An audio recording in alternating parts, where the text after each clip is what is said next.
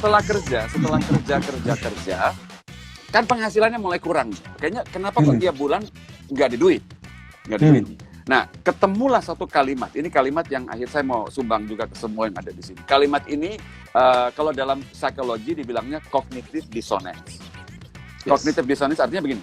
Kita maunya A, tapi kita yakinnya B, kayak gitu. Kita mau A nih, yakin B. Nah, berarti sekarang nih semua yang ada di sini tahu nih, kita mau, let's say, usaha lancar. Kita mau nih usaha lancar. Kita mau tambah duit, ya kan gitu loh. Kita mau hubungan lancar, misalnya. Tetapi ini aneh sekarang. Coba list sekarang, ini tipsnya langsung. Coba list semua hal yang menurut kita di kepala kita nih, yang kita yakini banget, yang menentang ini, yang menentang ini. Jadi misalnya begini, kita mau dong menghasilkan uang, mau. Tetapi di list kita tulis cari uang zaman pandemi susah. Itu yang mensabotase. Ini. Nah, jadi bikin list dulu semua kalimat yang pernah kita dengar, yang pernah kita ngomong ke teman, yang pernah kita pikirkan, list semua kalimat. List tuh, bold 5, 10, list aja dulu. Artinya semua kalimat yang kita tahu menentang cari duit. Misalnya, menentang rezeki masuk nih. Misalnya, contoh bahkan menyangkut begini loh. Kayaknya keluarga gue 7 turunan nggak bakal hoki deh. Termasuk kalimat kayak begitu.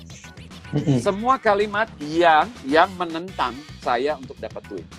Nah, karena begini, kenapa saya minta tulis? Kenapa minta tulis, Bro? Karena gini, selama ini kita bilang, tapi gue pas tulis, gue juga tahu. Itu kesalahan kita.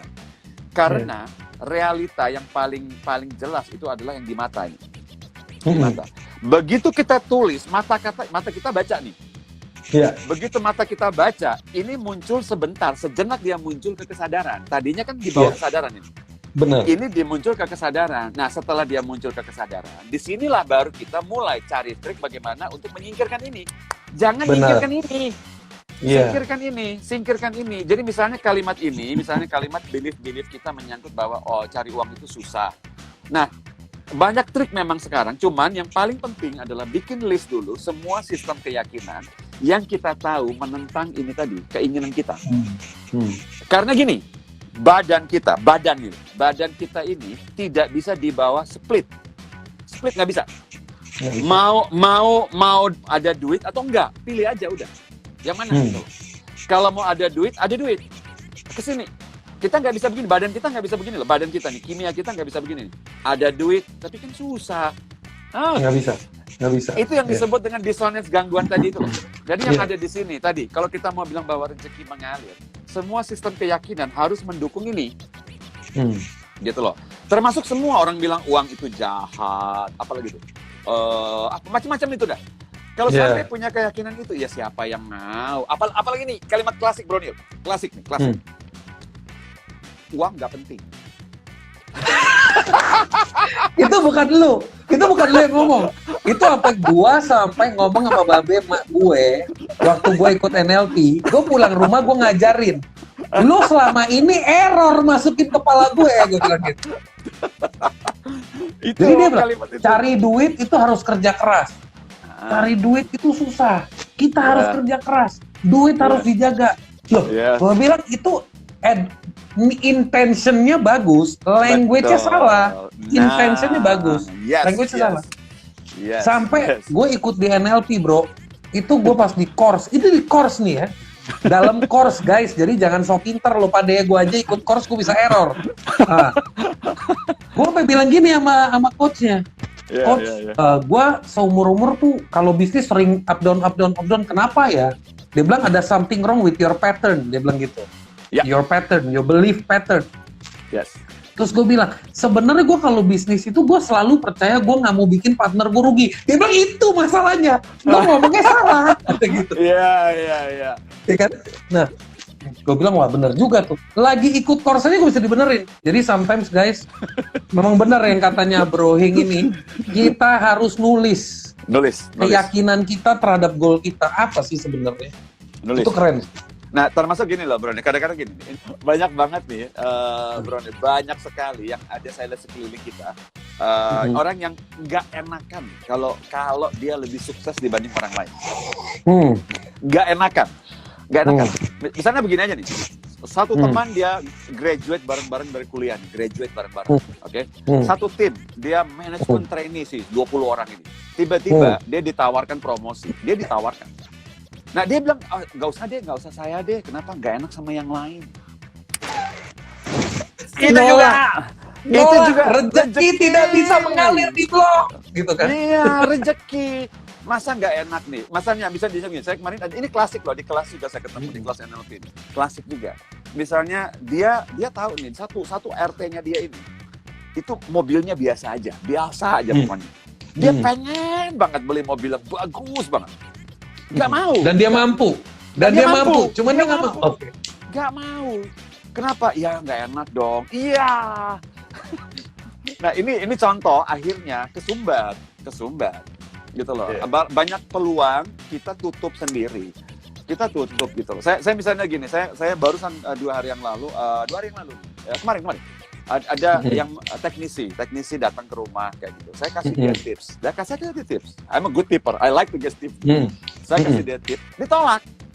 Ya nggak usah. Saya bilang no. Saya bilang ini rezeki. Ini rezeki. Saya bilang gitu. Ini rezeki. Saya bilang saya ikhlas ngasihnya. Kamu nggak minta kan? Kalau kamu nggak minta, saya nggak ikhlas. Kalau kamu yang minta, saya nggak ikhlas. Ini saya ngasih loh. Jangan saya paksain. Kamu dengerin, mulai belajar sekarang. Belajar tinggal bilang terima kasih. Saya bilang begitu aja. Betul. Itu aja orang susah ya? Itu susah. Terima aja. Betul. Kan kita tidak memaksa. Karena ada situasi begini nih, Bronil dan semuanya nih. Alam semesta ini saya percaya punya keseimbangan. Ada namanya kepantasan, ya nggak Bronil? Ada itu kepantasan itu loh. Jadi kalau misalnya saat kita pantas, dia datang, ini ngapain ditolak? Ya kan kita pantas untuk itu. Pantas gitu loh. Ya itu jadi jangan sampai. Berarti cognitive dissonance juga bisa terjadi begini. Begitu dia belajar sama satu guru, diajarin lu kalau lagi susah bersyukur. Ya Allah, bersyukur, alhamdulillah gue dikasih cobaan. Terus di sini temennya datang, bro, ini ada proyek nih. Aduh bro, gue kayaknya nggak bisa terima proyek-proyek. Itu cognitive dissonance ya.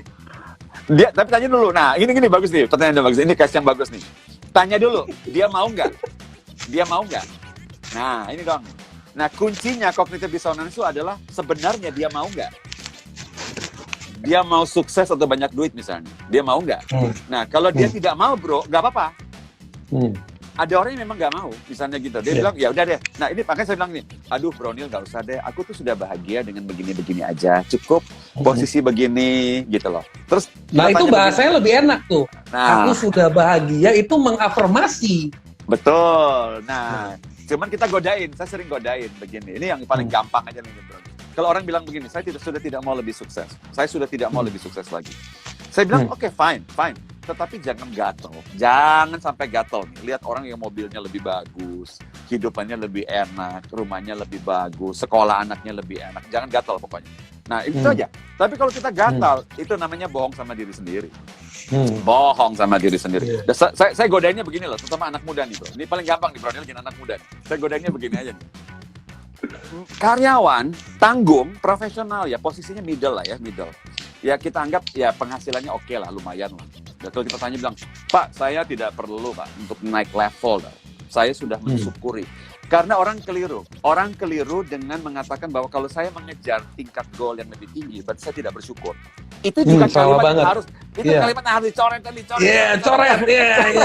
Coret. Kalimat kayak begitu. Sehingga begitu ada orang yang kita lihat, gila nih orang nih, dia mengejar sukses lebih tinggi, dasar tidak bersyukur. No, tidak ada hubungannya itu. Tidak ada hubungannya sama sekali itu. Nah, karena itu, ini saya godain dia begini. Saya bilang, jadi maksudnya, saya sudah senang banget loh dengan posisi saya. Ini kan anak muda nih, bro. Laki lagi nih, saya godainnya begini. Ngomong-ngomong, lu suka nonton bola? Suka. Klub lu siapa? Let's say dia bilang begini aja lah. Klub gua Manchester United, misalnya aja. Saya bilang begini, lu pernah kepikiran nggak lu pernah ke Old Trafford belum? Belum. Mau nggak lu suatu saat bisa ke Old Trafford langsung? Mau, bro.